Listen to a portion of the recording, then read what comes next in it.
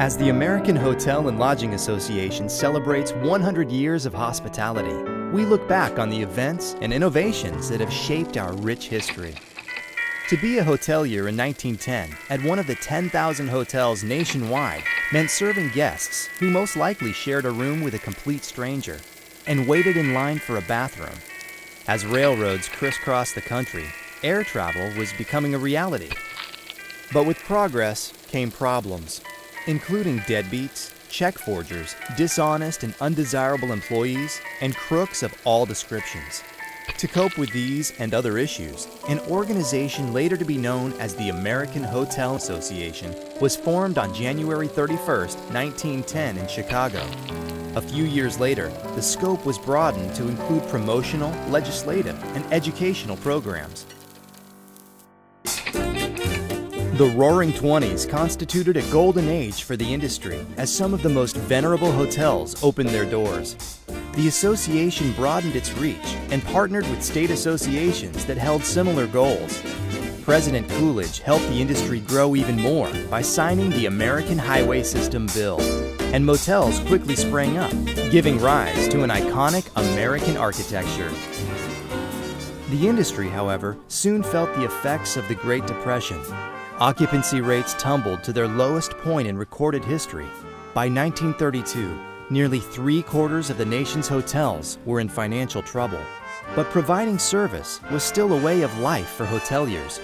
Many hotels didn't hesitate to set up canteens at their own expense to feed the locals. Forging through more challenges with the onset of World War II, hoteliers operated with a greatly depleted staff as hotel employees by the thousands entered the military. Hundreds of hotels were taken over by the government. Occupancy skyrocketed, and the high demand for hotel rooms made it a common sight to see people sleeping in lobbies. The association looked for new ways to service an evolving industry, founding the Educational Institute in 1951 and the Foundation in 1953. That same decade, the association created a universal credit card, which eventually became the American Express card. Around that same time, a single bill would change the face of the industry. The interstate highway system enabled hundreds of roadside hotels to be built off main arteries throughout the country.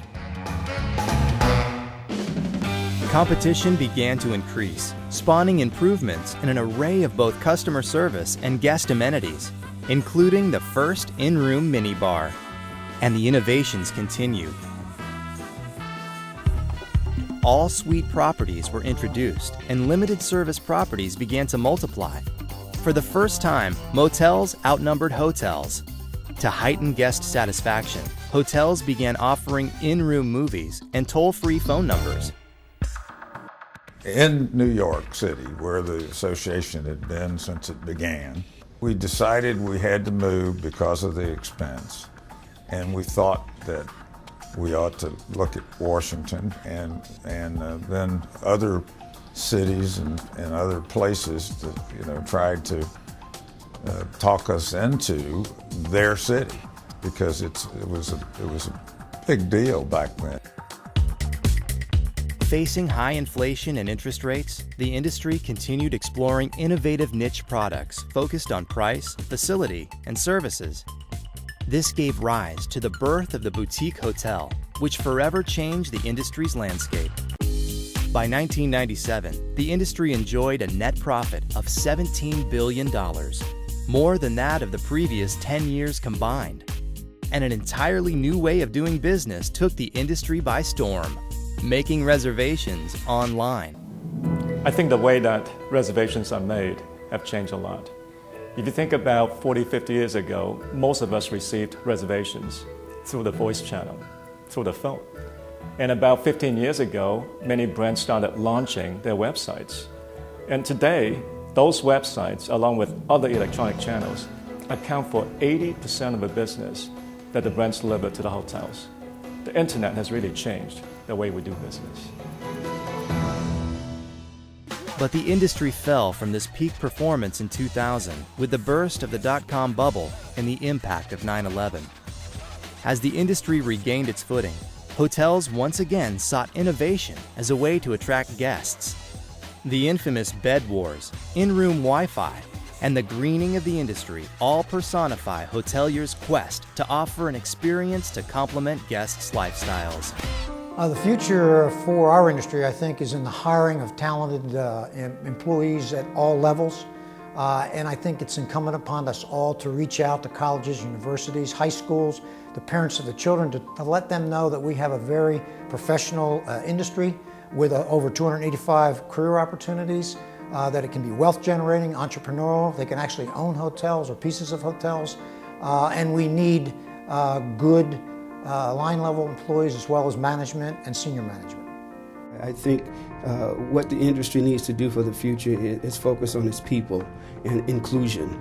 I think that from the boardrooms to the corporate offices to the executive teams to the ownership, I think people need to make sure that the people in those places mirror the changing population. The company in the future that realizes that people are the most important aspect is the company that's going to be on the top.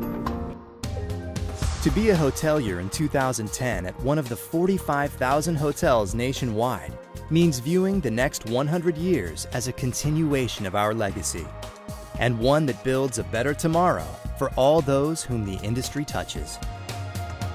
You know, as I look into the future, we've gone through some dramatic changes in our industry. We're going to see even greater changes as we move forward. And they're going to be really based on technology, on design, and customer preference. It is hard to believe today that what is going to become a standard in the future in our guest room and technology has yet to be developed. We're going to see the design change as the customer's preference change. We're going to move faster than we ever moved before in this industry. It's a time when we're going to see us grow both domestically and internationally and really become that global village for travel.